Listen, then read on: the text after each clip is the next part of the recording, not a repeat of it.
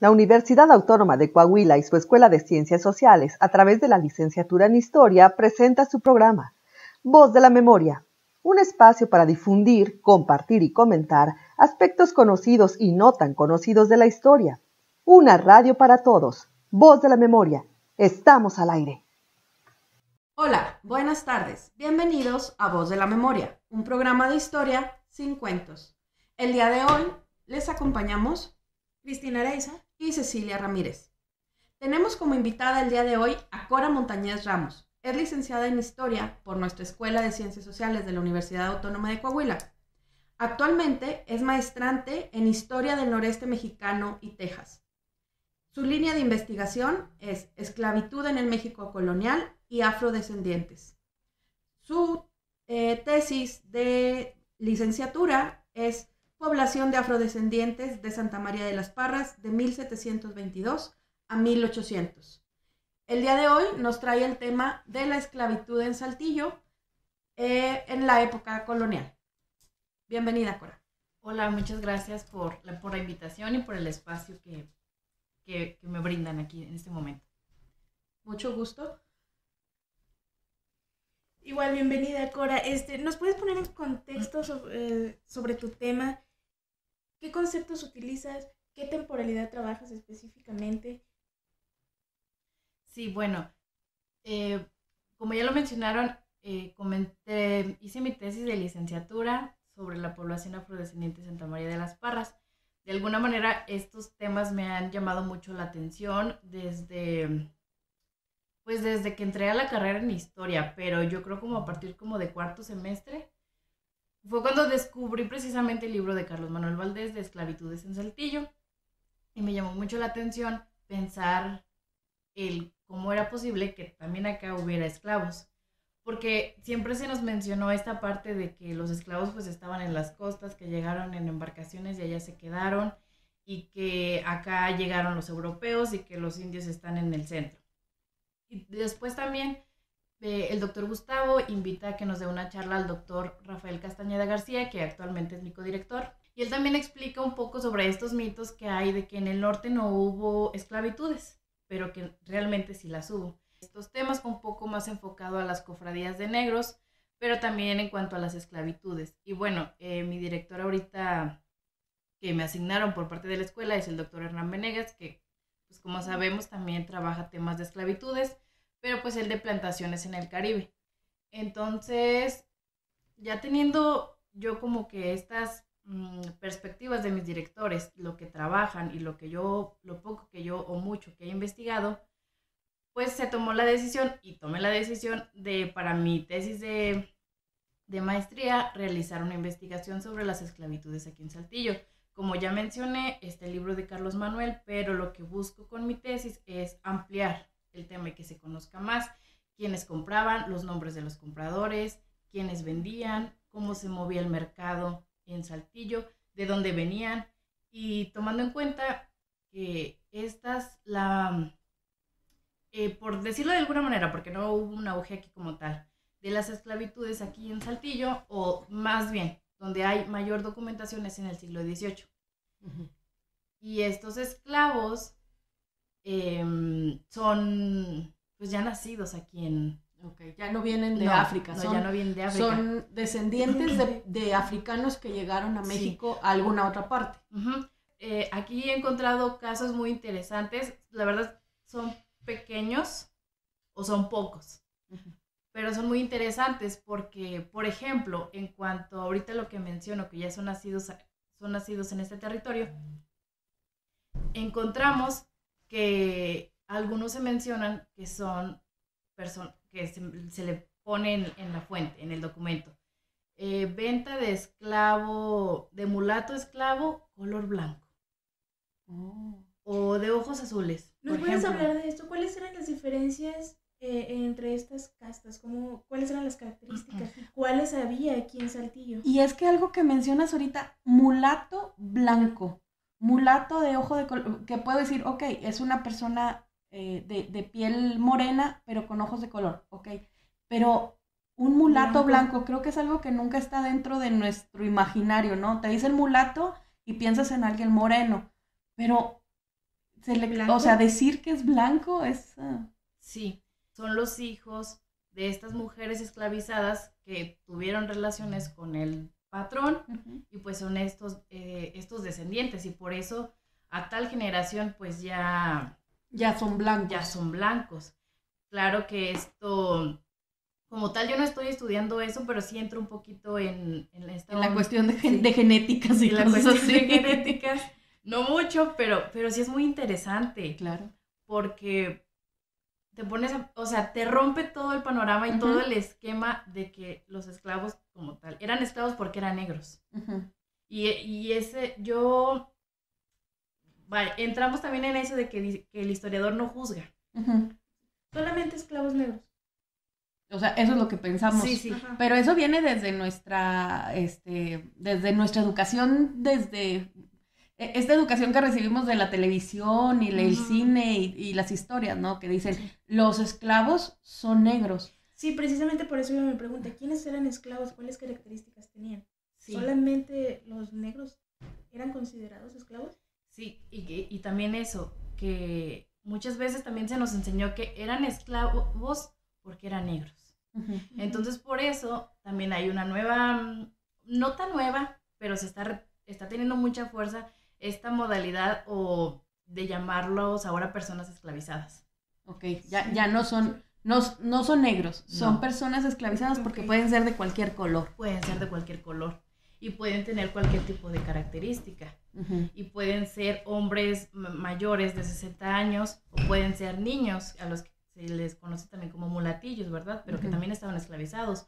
O pueden ser mujeres jóvenes o hombres fuertes o pueden ser blancos de color de ojos azules y de cabello liso o por ejemplo, hay un documento aquí que menciona que tienen pasas en la cabeza como estos chinos como muy pegados. Sí, que se los hacen bolita y como una cuadrícula. Sí. También se menciona que había una mujer así aquí en Saltillo. Bueno, en la villa de Saltillo. Entonces también es un conflicto en el que entra uno cuando está investigando porque dices, te enseñan a que hay que respetar la fuente. Y así como dice la fuente, tú lo tienes que poner. Claro. Pero luego, si tú quieres hacerte un caminito en la academia y que tu trabajo pueda tener acceso a otras personas, pues ya tienes que empezar a cambiar los términos, porque si no, pues estás repitiendo. Estás repitiendo y no te estás actualizando tampoco.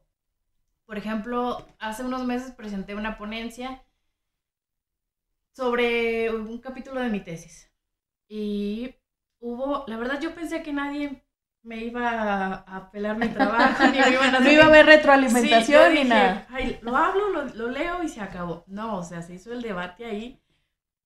Es que es un tema que da para debate, claro. Se hizo ahí el debate entre los doctores de San Luis, había creo de España, de Costa Rica también. ¿Y qué era lo que...? Que unos me decían que sí estaba bien el término negro y otros que ¿por qué sujetos esclavizados? O sea, si en las fuentes dicen que son negros o que son mulatos. Entonces también estoy ahí en ese sentido de cambiar el nombre de la tesis. Pero es parte de tu propuesta, ¿no? Es esta actualización de la que hablas, entiendo.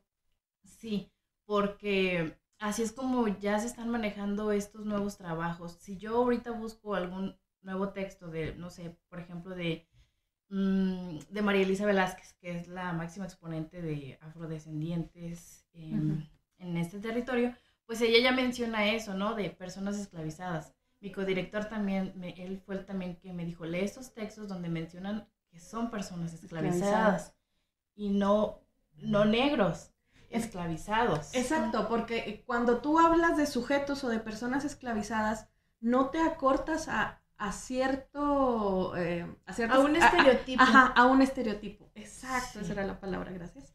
Entonces, empiezas a decir, vamos a romper esta visión que tenemos y a ver cómo eran las cosas en realidad.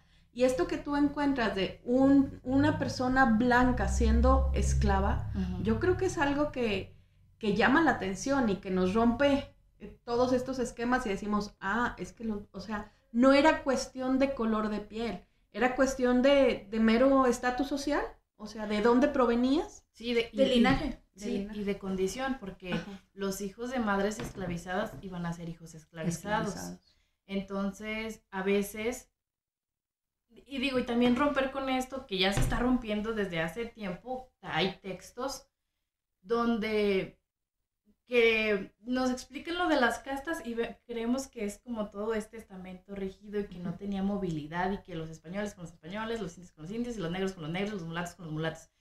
Pero no, o sea, realmente sí hay todo un movimiento porque otros textos que he leído donde se mencionan que como hombres buscaban a mujeres libres para que así sus hijos ya no fueran esclavos. Hombres esclavos Hombres tenían esclavos hijos con mujeres libres. Y sus hijos iban a ser libres. Iban a ser libres. ¿Había algún modo de que los hijos de mujeres esclavas fueran libres?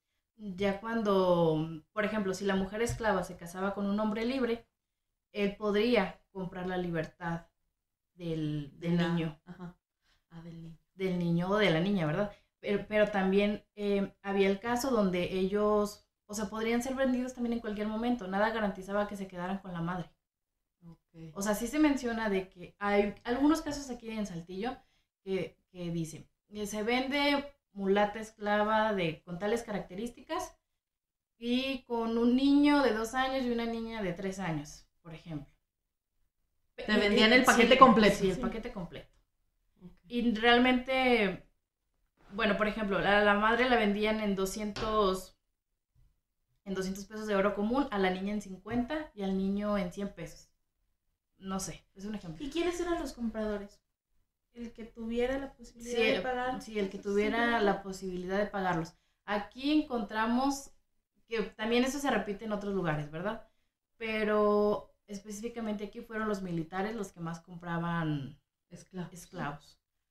Regresando a este paquete, me quedé pensando en el paquete de la mamá y los niños. Porque dices, la mamá tenía un precio, la niña tenía otro precio y el niño tenía otro precio. ¿Pero los tenías que comprar todos juntos o alguien podía llegar y decir, yo voy a comprar a la mamá y los niños a ver qué se hace con ellos? ¿O había alguna obligación de decir, sabes qué, va la mamá y los niños? ¿Eso era, o sea, lo establecía el vendedor o...? Eso va a depender de cada caso. Ajá, ok. No podemos generalizar que ahí te va el paquete completo y...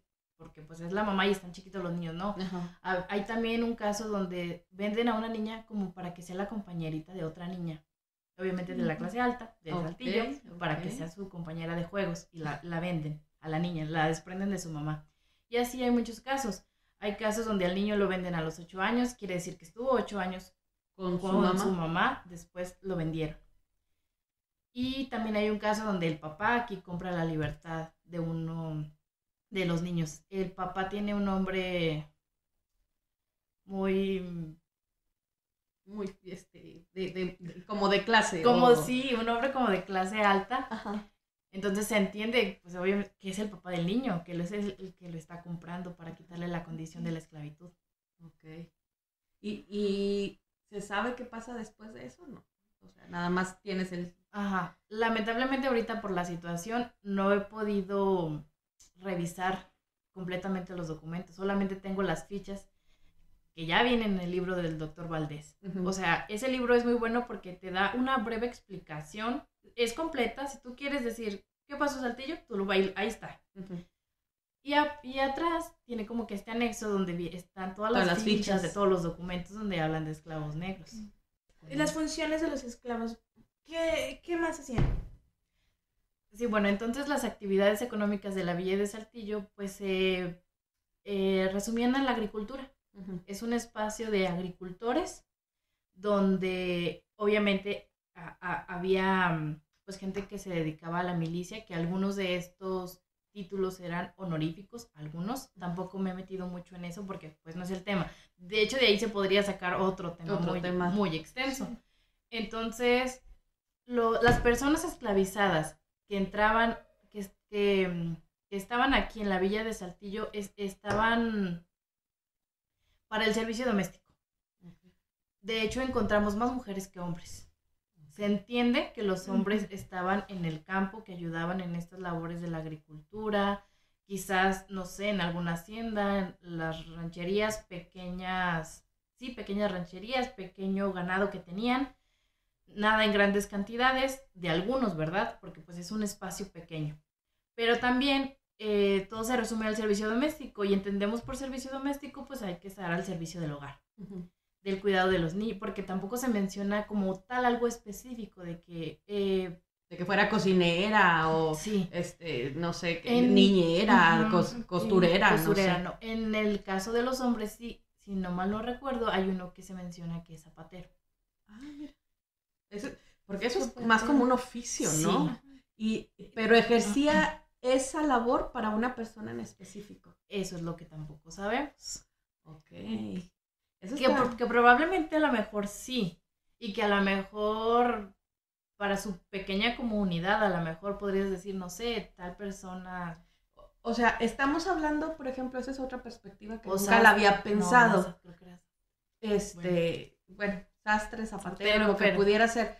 Pero me da una perspectiva que nunca había pensado, porque para mí un esclavo era alguien que estaba al servicio solamente de un particular, ¿sí? Sí. Pero, por ejemplo, ahorita que me dices que esta persona pudo ser sastre o zapatero, es su dueño, porque al final de cuentas era esclavo, su dueño podía ponerlo a servicio de los demás, o sea, decirle, pues, ¿sabes qué? Tú en este cuartito atiendes a todo mundo, les vas a cobrar tanto, pero ese tanto es mío, no es tuyo.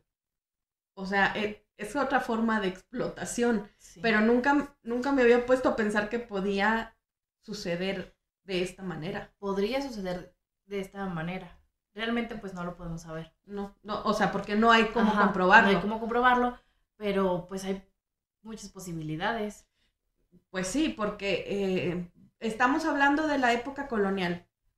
¿Cuántos zapatos podría haber tenido una persona, una familia entera, para tener un zapatero a su servicio? ¿O cuánta ropa? Y, por ejemplo, si hablamos tanto de la ropa como de los zapatos, el hecho de traer las materias primas hasta acá para fabricarlo no era barato. Entonces, estamos hablando, o sea, me llamó mucho la atención esto porque dices, entonces pudieran estar, esta persona que era dueña de un esclavo, lo podía poner al servicio de los demás y cobrar por ello. Es muy interesante cómo salen temas muy concretos de algo que estás apenas como investigando, ¿no? ¿Cómo te va llevando? Sí. Vas saltando de un tema a otro. Eso también me hace pensar en cómo vivían los esclavos. ¿Vivían ellos en sus comunidades o cómo es que atendía a una comunidad? ¿O vivían en la casa de sus dueños? Aquí se entiende que vivían en la casa de los dueños. No hay como... no sucede como en estas grandes plantaciones de azúcar o de tabaco o de algodón en lo que es en Estados Unidos. Que vivieran aparte ellos en sus comunidades, acá en sus casitas, y que solamente entre ellos tuvieran estas relaciones sociales. No, acá se entiende que vivían en la casa de los dueños, ¿no? Ahí estaban y ya los acompañaban. Más que nada la esclavitud en Saltillo es por cuestiones de prestigio. Okay. Para mantener cierto estatus social, cierto nivel. Por ejemplo, también otra cosa que ahorita me quedé pensando, porque decías, la mayoría de los esclavos en Saltillo eran para el servicio doméstico. Y también hay que pensar que en Saltillo está la particularidad que se daba en muchas otras ciudades, pero creo que Saltillo es una de las más claras, en donde se ve que están los españoles, los tlaxcaltecas, y por ejemplo, creo que es el mismo doctor Valdés que habla y dice que los tlaxcaltecas son los que realmente generaron agricultura, ganadería, etcétera, y los españoles no tanto, los españoles se dedicaban más al comercio, tralala.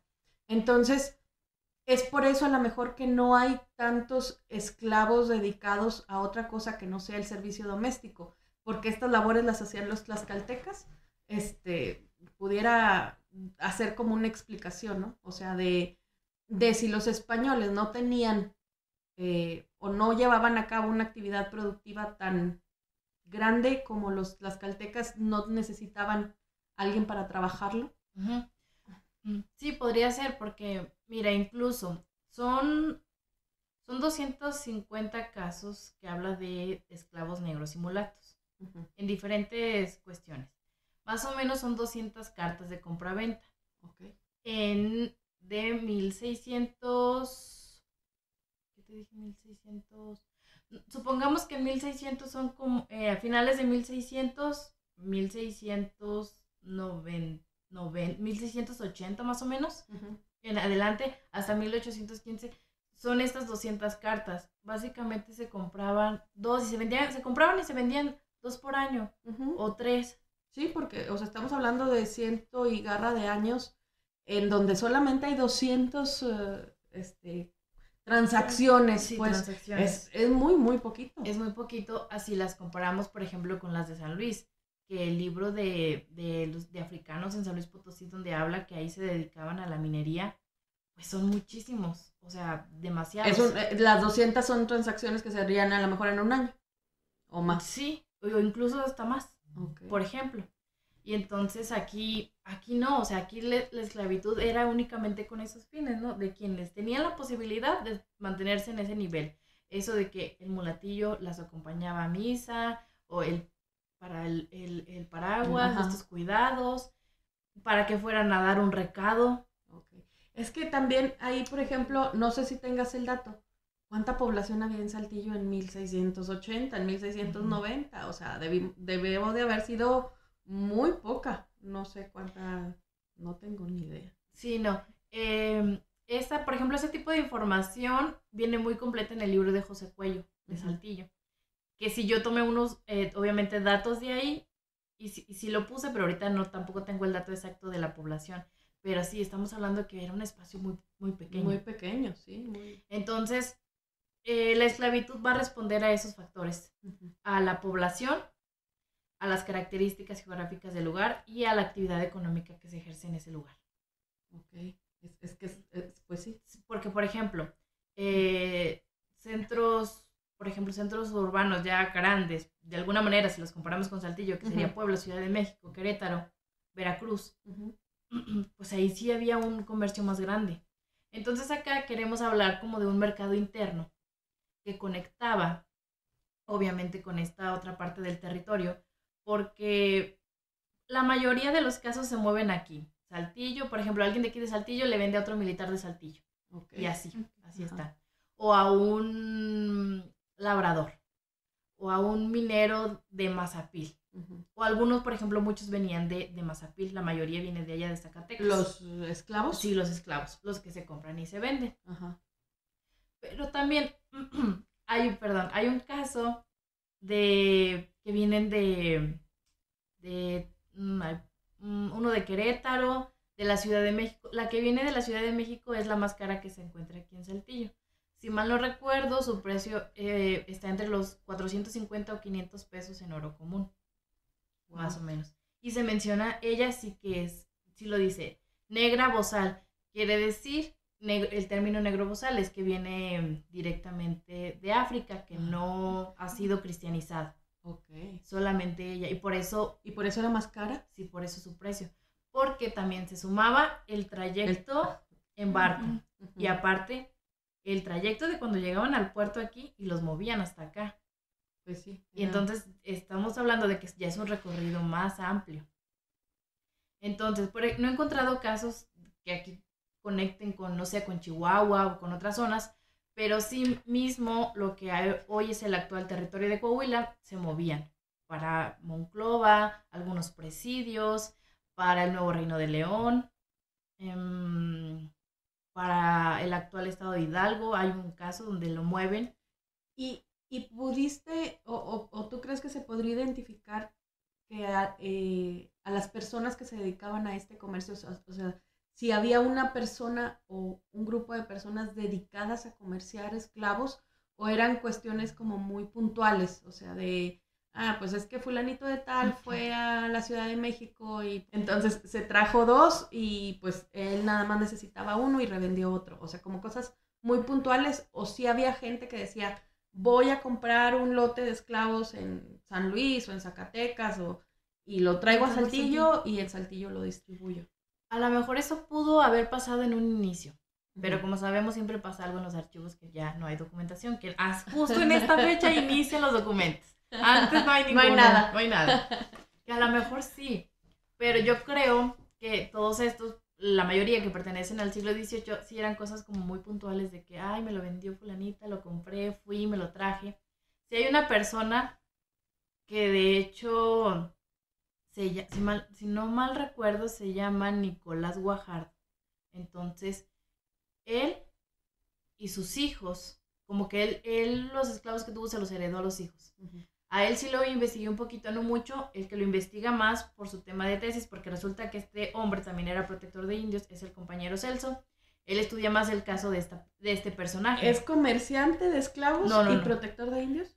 Es protector de indios. Ah, De hecho, tiene ok. varios puestos a lo largo de su vida. Él lo estudia desde esta parte de que es protector de indios. Ok. Pero yo me doy cuenta de que sí tiene una capacidad adquisitiva importante, porque es el que se menciona que más ha hecho más transacciones. No muchas, 5 si quieren, Ajá. pero es el que su nombre se puede identificar en los documentos. Y que también después vi que a uno de sus hijos también estaba involucrado en la compra y venta. Pero los nombres que se repiten en compra y venta tampoco igual, son 2, 3, 4, 5 Bueno, casos. pues es que como hablamos de que las ventas son muy esporádicas, también está difícil encontrarlos repetidos. Son ¿no? casos Sí. como muy puntuales, que llegaron por una circunstancia muy específica a Saltillo. Sí. Pero, por ejemplo, si dices que en un año se hacen 2 o 3 compraventas y a una persona la ubicas en 4 o 5 compraventas, pues estamos hablando de que es algo recurrente. Aunque no vaya a comprar 10 en un año, pues sí supimos que compró 5 en 10 años, ¿no? Sí. Y yo también quería hablar un poco sobre como de esta recompraventa, de cuántas veces fue vendido una persona esclavizada. Ok. Pero también fue complicado porque los términos, ¿no? A veces hay estas como cuestiones con los directores y los asesores de que este término no, este sí, ¿por qué estás hablando de eso? Tienes que especificarlo muy bien si quieres hablarlo. Entonces me di cuenta que realmente pues tampoco eran muchos casos para hablar de una recompraventa. Entonces me dijo, pues no, déjalo en compraventa. Entonces, por ejemplo, si hay una mujer que si la venden 2 veces, Aquí mismo en Saltillo. ¿Y se veía alterado el precio cuando eso sucedía? No, más que nada lo que podemos ver es cómo van descendiendo los precios. Okay. O sea, llega un punto en que de costar 500 pesos, los que se vendían ya aquí costaban 100, 150. Sí, porque dijiste que esta mujer que venía de África, ella era la más cara. Sí. Entonces, qué raro, ¿no? O sea, yo hubiera pensado que las cosas serían al revés, porque pues a esta mujer la tenías que educar, entre comillas, estoy haciendo comillas, educar a vivir en esta sociedad, ¿no? Y a enseñarle el español y, no sé, enseñarle el oficio que tú quisieras que ella llevara a cabo. Digamos que todavía necesitaba capacitación, por decirlo de alguna manera. Entonces eso es invertir más tiempo, pero aún así te costaba más cara. Sí, precisamente por esto me llama la atención, porque dices que los precios descendían. Alguien que ya había trabajado, que ya sabía, que tenía experiencia en un oficio determinado, que ya conocía sus funciones y vivía ya en esta... ¿Cuál sería la causa de eso? La verdad, yo me imagino que la hay. Ajá. La verdad, yo todavía no la encuentro. Las fuentes que he revisado, la bibliografía, aún no encuentro algo puntual que me diga, este fue el motivo porque los precios fueron descendiendo. Me supongo también que es por esta gente que ya es nacida aquí y que además, pues ya la esclavitud ya no estaba teniendo un peso tan importante, ya no estaba llegando tanta gente. Y esta esta negra bozal que decías, ¿en qué año llegó a Saltillo? Es más o menos 1683. Ah, de las del principio. Sí, es de las del principio, por eso del precio y por eso venía directamente, se menciona que venía directamente de África. Y las demás ya no, o sea, los demás es, la verdad, pues bueno, como sabemos ahí estamos como infiriendo. Entonces, yo infiero que nacen aquí en Saltillo, en la villa de Saltillo, porque es aquí donde se están moviendo. Ajá. Y yo infiero también que los mueven de lugar, o sea, que se van del lugar porque se menciona de dónde es la procedencia del vendedor, el comprador. Ah. Por ejemplo, dice el comprador que es de Boca de Leones. Entonces, si él es de allá y está comprando, pues obviamente se la va a llevar para allá, Claro. quiero pensar. Ajá. Entonces, así es como esta pequeña ruta que quiero trazar y quiero plasmar en un mapa, espero, para poder ver estas relaciones. También algo que yo no he encontrado, pero de alguna manera lo hacen como que obvio, que como sabemos la feria de Saltillo era muy importante Uh-huh. y que aquí se vendía de todo, De todo. y era un punto en donde conectaba otras regiones. Ajá. Para abastecerse de alimentos, de productos y pues para relacionarse, ¿no? Entonces dicen, es imposible que ahí no hubieran vendido. Vendido, claro. Pero pues como tal, pues no lo hay, no hay algo que... No hay un registro. No hay un diga. registro que a mí me diga, en la feria de Saltillo, entonces a mí se me hace muy aventurero. Ajá. Plasmarlo como tal, decir en la feria de Saltillo, porque pues no hay nada que me diga que sí. Ajá. Pero obviamente pudo suceder por cómo era este mercado. Entonces, pues así era como funcionaban estas compraventas. Es muy curioso. Me quedé ahorita pensando que al final de cuentas, ¿cómo puede haber líneas que sigan? Cuando vemos historia regional decimos, las regiones se forman por las élites. Entonces, a final de cuentas, estos esclavos siguen las mismas rutas o los mismos lineamientos de las conexiones de las élites. O sea, yo te vendo a ti, fulanito de tal, de no sé dónde, porque yo te conozco y etcétera. Entonces yo sigo esta misma ruta de este esclavo. O sea, como que los esclavos se movían igual a la par que las élites. Es algo que me... ¿Has podido seguirle la pista a uno de estos casos? Es decir, ¿hay algún registro que te diga qué pasó con estos esclavos? ¿Cómo fue su vida? Pero, ¿qué te parece si me respondes cuando regresemos a Voz de la Memoria? Porque es momento de hacer una pausa. Regresamos a Voz de la Memoria, un programa de historia sin cuentos. El día de hoy está con nosotros Cora Montañez, que es egresada de la Escuela de Ciencias Sociales, y estamos hablando acerca de la esclavitud en Saltillo entre 1600 y 1800, a finales de 1600 y principio de 1800. Antes del corte, Cristina, le hiciste una pregunta a Cora. Sí, así es. Sí, has podido darle seguimiento a la vida de un esclavo a través de estos documentos que has encontrado en los archivos. Uh-huh. Bueno, pues la verdad es muy complicado, porque como sabemos, estas personas pues no tenían voz ni voto, ni presencia. No existían. Bueno, sí existían, pero querían que no existiera. Y realmente tenían un peso muy importante. Claro. Porque si vemos estas actividades económicas grandes como las plantaciones, pues ellos eran la base de ese sistema, que funcionaran esos sistemas económicos.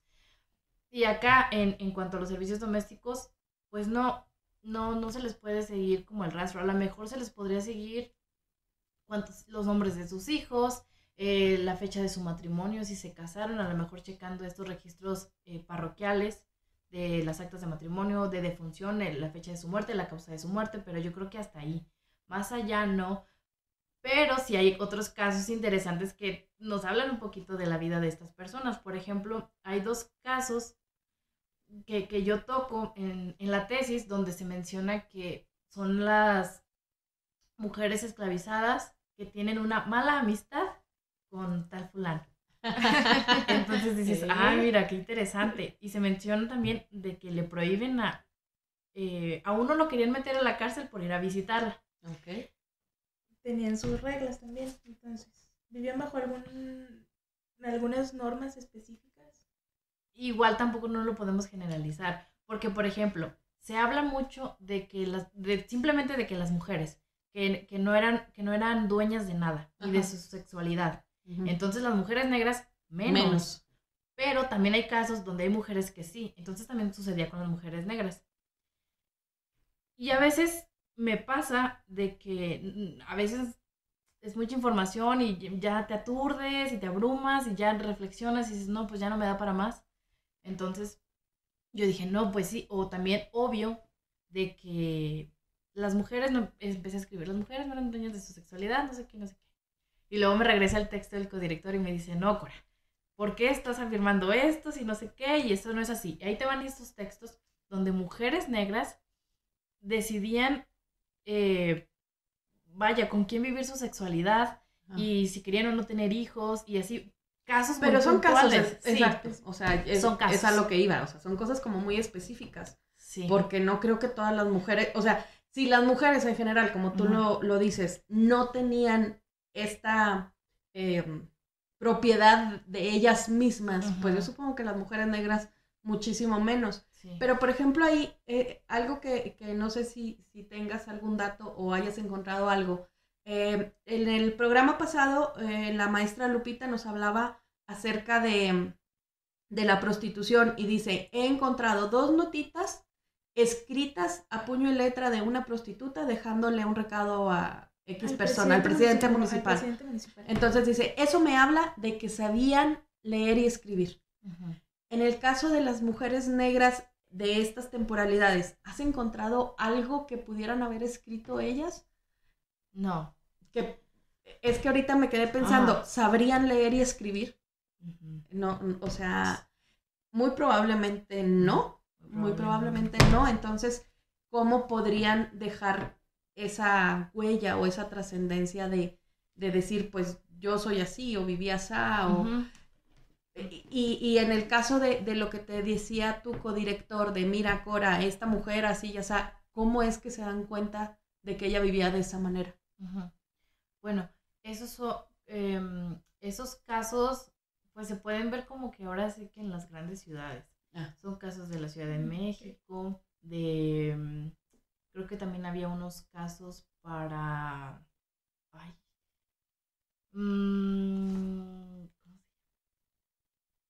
bueno, un lugar que está por ahí y por ahí existe, de eso sí estamos ciertos, existe, pero en algún lugar de algún lado. Sí. Es que estoy recordando al autor y si no mal recuerdo, ella es que hace algo para Chile. Ok. Entonces, más o menos, es donde se puede ver esto. Pero ¿cómo llegan a estas conclusiones de que estas mujeres eran dueñas de su sexualidad y decidían con quién estar? ¿Es porque estas mujeres dejaron algo escrito o alguien escribió sobre ellas? Pues mira, lo que se menciona, al menos en ese texto que leí, que hace referencia más que nada también a los partos. Que como que había me supongo, o que estas mujeres, como sabían que era un problema, ¿no? Como que tener el niño, entonces se escondían, daban a luz y lo regalaban, como estos hijos ilegítimos que encontramos también, y que ya después por el fenotipo, él escribía, pues, mulato, o así, o esclavo, no sé, por ejemplo. Pero como tal, ese libro, como tal, no se menciona. Ay, no. O sea, nada más te preguntaba yo si cuál era la fuente de estos libros, o sea, si era porque había algo escrito acerca de ellas, si era porque ellas habían escrito algo sobre ellas mismas,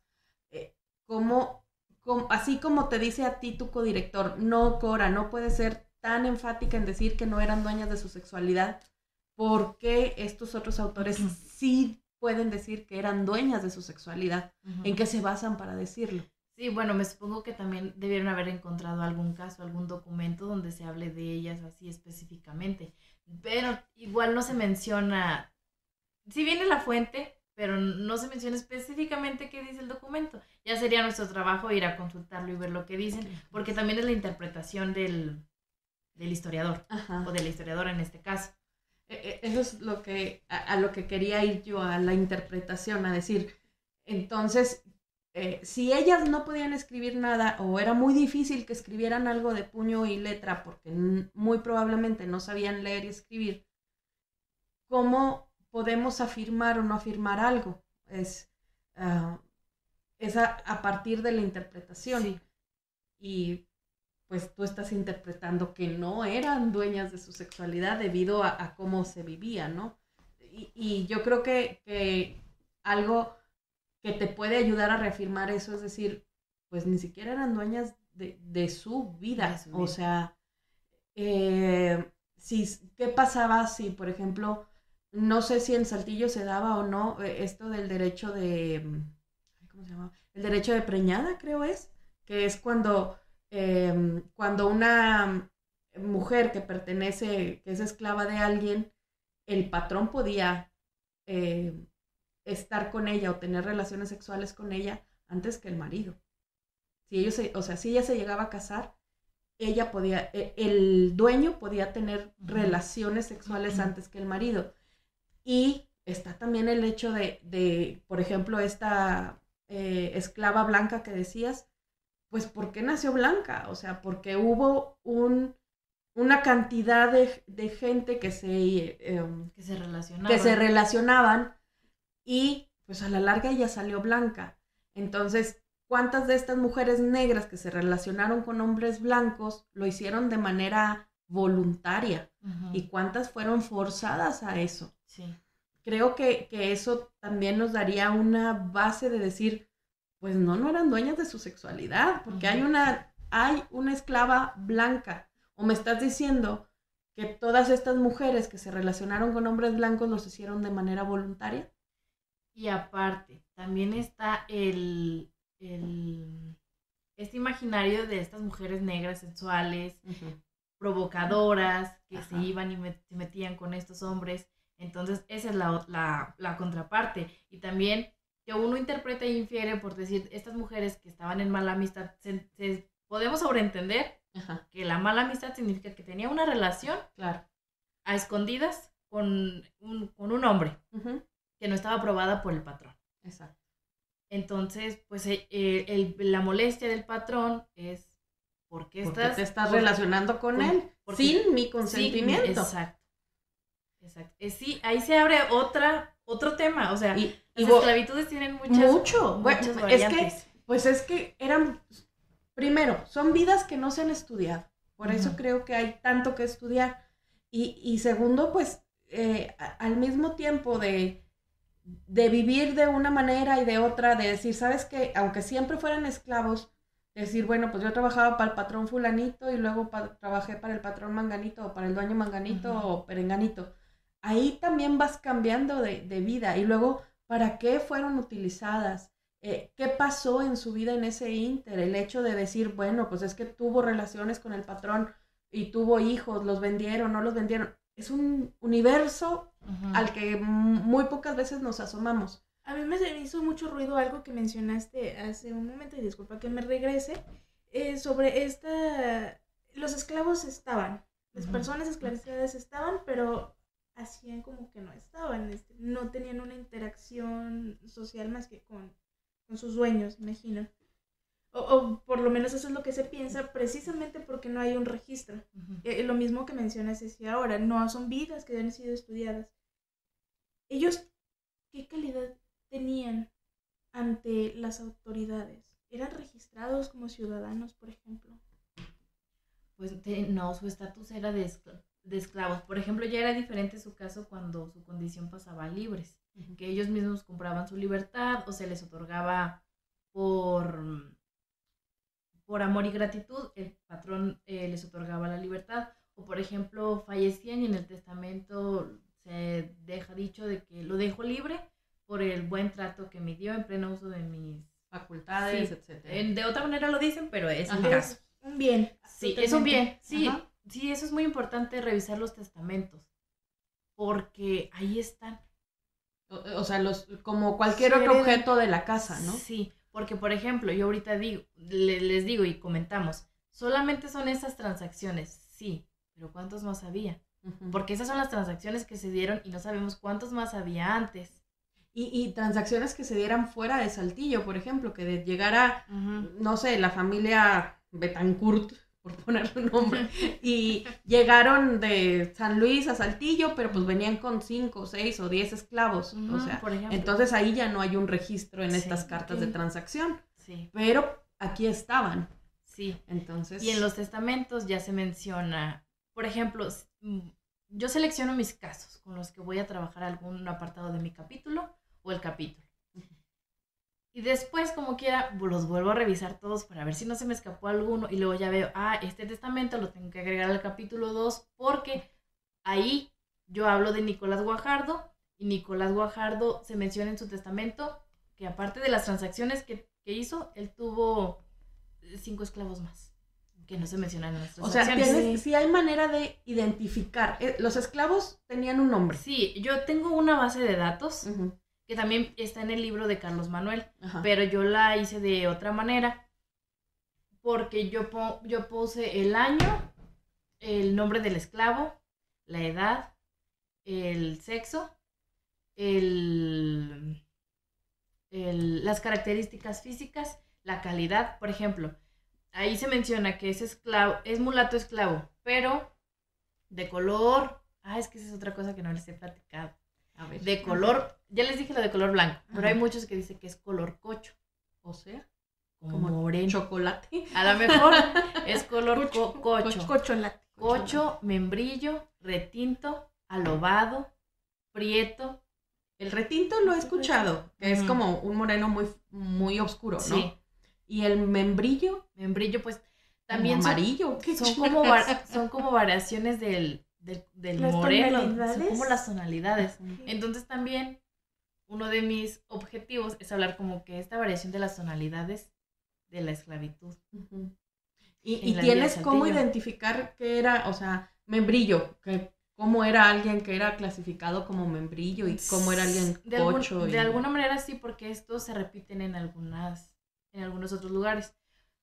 Por ejemplo, que también es mi lectora, la doctora Mayra Córdoba, que ella hace su tesis sobre Oaxaca, ella abarca algunos temas, ella hace una tesis muy amplia, muy grande, porque estamos hablando de Oaxaca. Muchísimos esclavos los que ella documenta. Entonces, yo tomo algunas cosas que pasan en Oaxaca, que veo que pasan en Saltillo. Entonces, ella sí es como que mi referente más fuerte, más amplia, donde yo me puedo sostener de alguna manera. Entonces sí me he dado cuenta que ahí hay también como que estos colores. Por ejemplo, el cocho. Que ella también dice, sí, el color cocho lo puedes ver también acá y en este otro lado porque se repite. Y también quizás el retinto o el alobado, o como algunos se parece como alobado y luego como adobado. Pero pues entonces entendemos que es lo mismo o es diferente. El adobado a lo mejor estaba más rojito. Sí, a lo mejor. Y también se mencionan, bueno, tengo eso en mi base de datos. Después pongo el lugar donde provenía el esclavo y el lugar al que lo llevan, yo basándome en de dónde es el comprador y el vendedor. Y luego pongo nombre de comprador, nombre de vendedor y la ocupación del comprador y el vendedor. Si es militar, si pertenece al clero regular, al clero escolar, si es mercader, si tiene alguna hacienda, minero, o a veces no se menciona. Tengo muchos espacios porque pues algunas cosas no dicen, y luego ya al final pongo las características como más generales, que dicen todas, que se vende sin vicios, sujeto a servidumbre. También pongo la ocupación del esclavo, algunos sí dice sujeto a servidumbre. También menciona sin tacha y sin ninguna enfermedad. ¿Será que está bueno? O sea, que está bien de salud, ¿no? Sí, y entonces, y en algunos otros también se menciona que tiene, no sé, una herida en la pierna. O eso que les decía de que con pasos en la cabeza. O que el color blanco o así. Entonces, también estoy como que pensando en sí como cambiar el nombre de la tesis. Porque el título es Mercado de esclavos negros y mulatos. Si yo veo esclavos negros, ahí aparecen 4, y son muchos. Todos los demás son mulatos. van en estos colores, en esto que decías de retintos y todo brillos y alobados. Sí, tiene esta pigmentación muy interesante. Entonces, todas estas personas que se les nombra con estos variables diferentes ya no son negros, son mulatos. Sí, son mulatos. Ok. Pero, pues, sí encuentro la lógica de querer cambiarle el nombre porque tú tienes una variedad muy grande de características de personas que eran esclavas. Sí. Entonces, pues... Y eran mayoría. Sí. Sí. Y aparte también encontramos un gran porcentaje de mujeres, más que de hombres. Por lo mismo del servicio doméstico. Y... ahorita me quedé pensando en que si saben leer y escribir y todo eso. Discúlpenme, pero es que mi línea de investigación es la educación de las mujeres. Entonces, por ejemplo, no sé si alguien lo ha hecho o se pudiera hacer a través de los dueños de estos esclavos o las dueñas de estos esclavos o esclavas que escribieran acerca de sus esclavos. Que hicieran referencia así de, pues es que, no sé, ponerle un nombre, Marianita, que es la esclava que trajo mi mamá de San Luis Potosí, hoy tuvo una niña. O sea, se pudiera, porque se me hace más factible que estas mujeres de clase alta o hombres de clase alta pudieran leer, escribir y llevar algún tipo de diario o algo así, en donde se hiciera mención de sus esclavos. Yo lo que pudiera ser, o sea, a lo mejor eso lo podemos encontrar en cualquier parte del mundo, ahora sí que donde haya existido esclavitud. Ajá. Para este caso específico de la vida de Saltillo, yo me baso mucho en lo que recopiló el doctor Valdés. Entonces, en esas cartas, yo pienso, y respondiendo a tu pregunta, si hubiera algo que mencionaran a esclavos o mujeres esclavas en la vida cotidiana, o sea, a lo mejor él lo hubiera integrado dentro de este anexo. Uh-huh. Pero como no vienen, me supongo que como que también en el archivo, a lo mejor habría que buscar también. Uh-huh. Porque ahí en el archivo es de los esclavos negros. Es esto, nada más. Nada más. Muy, muy general, ¿no? Además. Sí, muy general. Y esto es lo que hay. Sí, pero también uno no puede ir a chutarse todos los documentos del archivo. Sí, no. Se supone que por eso se clasifican. Entonces, se supone que eso es lo que hay. Vamos a creer a las personas que trabajan en el archivo hicieron la catalogación de él. Sí. No nos vamos a meter en Honduras. Hay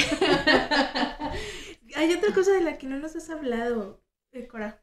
Lo que nos mencionabas alguna vez sobre los jesuitas que tenían también esas transacciones. Sí, bueno. Como sabemos, ahora sí que quien podía y tenía el poder adquisitivo y ahora sí que también el poder, pues sí, de estar dentro de la iglesia era un poder importante, ¿no?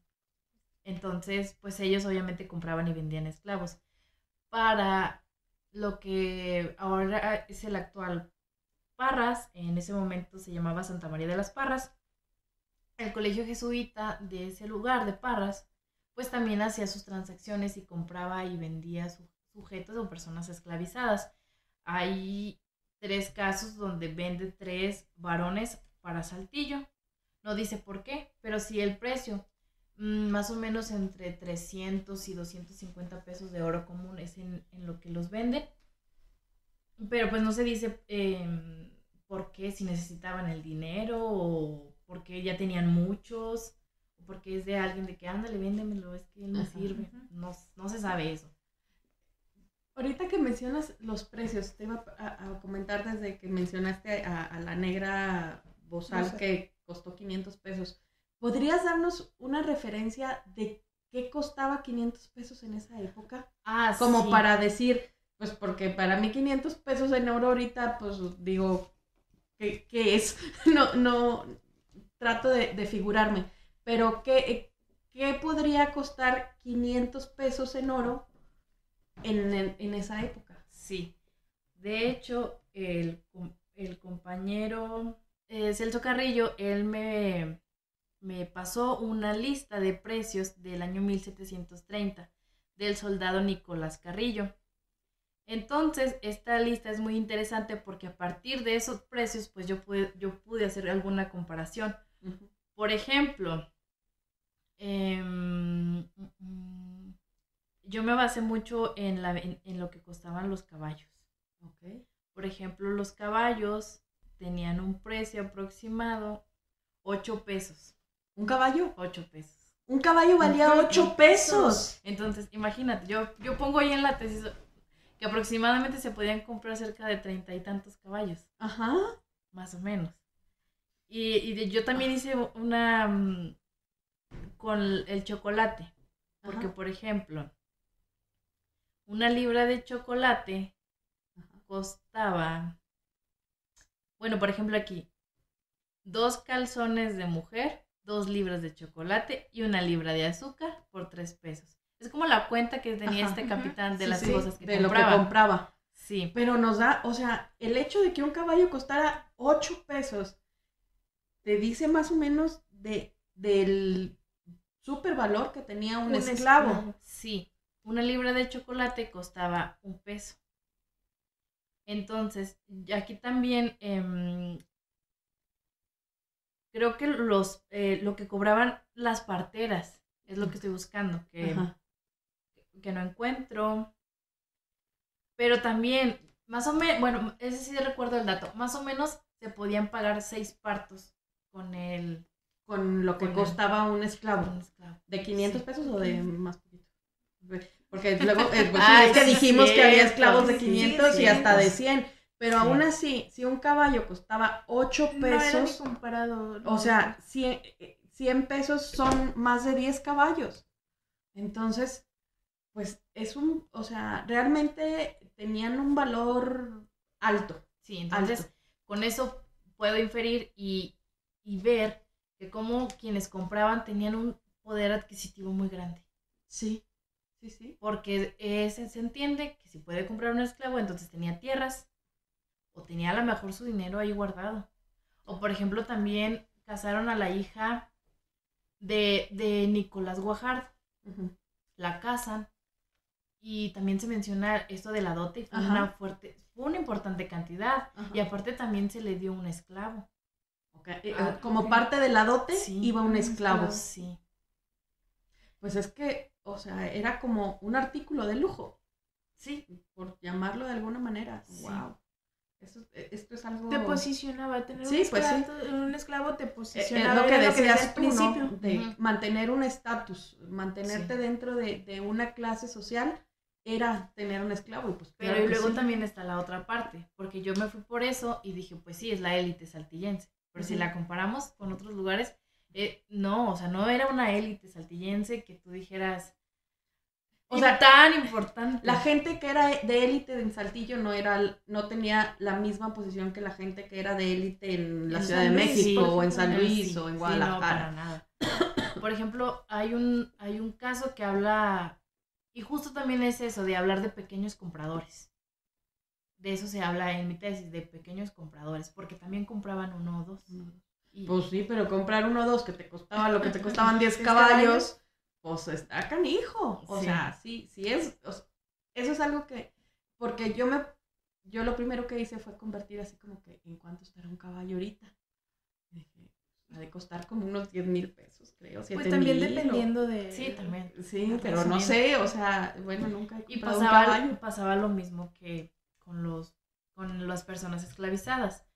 A veces había momentos en que los precios de las mujeres eran más altos que los de los hombres. Dependía la edad, pues me imagino que las características físicas. No, y aparte, pues sí, ahora sí que hablando de la reproducción, pues una mujer te iba a dar más esclavos. Sí. Y un hombre no necesariamente. Sí, no necesariamente. Pero también hay un caso que yo menciono porque yo quise como que hablar sobre estas relaciones que se dan entre amos y esclavos. Relaciones también afectivas y conflictivas. Uh-huh. Entonces, la verdad es que es un caso o 2 casos y es lo triste porque yo quisiera hablar más y tener con qué compararlos. Entonces, por eso los estoy comparando con los casos que veo en otras regiones. para poder ahí como que sopesar y que Saltillo tenga un colchoncito. Claro. Pero, por ejemplo, hay un caso donde se piden que se les cambie de amos porque los golpean y no les dan de comer. ¿Los esclavos tenían derecho a pedir eso? Pues sí, yo... ¿A quién se lo piden? Es un... el documento, te digo, no lo he podido revisar completo por lo mismo, que por la pandemia pues no... No te permiten el acceso. Y no, en la ficha no dice, me dirijo a tal, o al presidente municipal, o al, no sé, no menciona eso, solamente se dice, yo fulano tal, pido que me cambien, que cambien a mi mujer, que nos cambien de amos por los malos tratos que recibimos, que porque no les daban de comer y los sacaban a la calle a que les dieran de comer. Entonces yo inferí e interpreté esta parte de decir, bueno, entonces era también mala reputación ahí para los amos. Claro, porque no te estás haciendo cargo Sí. de quien está bajo tu tutela, ¿no? Sí, entonces es este caso nada más. Otro que no tenía, que había perdido la vista, también mencionan que lo golpeaban mucho. Y luego también hay otros casos donde se dice que por buen servicio, cuando muera le voy a dar la libertad, o como que son muy importantes como que este tipo de relaciones, que al final de cuentas, como me preguntaban hace unos momentos, no se pueden rastrear más allá porque no hay la documentación, pero entendemos cómo nos relaciona, y también cómo nos relacionamos ahorita, que podemos entender que hay gente con la que tenemos conflictos y gente con la que te llevas bien. Sí, ¿no? claro. Entonces, pues sucede lo mismo. A veces aquí pasa que el jefe nomás no y te hace la vida de cuadritos, pues allá también, o sea, Claro. En casos que los golpeaban, los maltrataban, no les daban de comer y así. También hay un caso muy padre que me gusta mucho, es sobre que una mujer le dice, una mulata le avienta como que una mazorca a una española y le dice, perra española desvergonzada, algo así. ¿Por qué se pelea? No sé, pero a lo mejor ya la tenía harta. Y la golpea y le dio unas buenas cachetadas. Pero no, ¿Y qué le pasó? Pues la española exigía que le dieran como que, o sea, que todo el castigo de la ley por la falta que había cometido. ¿Y? Pues ya ¿Sucedió? nada, o sea, Ya lo supimos. Ya lo supimos. Se fue la luz antes de que se acabara la novela. Sí, Chihuahua. incompletos. Bueno, Cora, te agradecemos mucho que hayas estado hoy con nosotros, que nos hayas traído este tema tan interesante y tan lleno de cositas a las que les puede uno escarbar y ir sacando más, ¿no? Ir siguiendo un hilo. Ujú. Muchos hilos. Hay muchos hilos hilos. conductores. Sí. Sí. Pues nada, yo les agradezco mucho el espacio para poder pues divulgar los temas, que se sepa lo que estamos estudiando acá en el norte.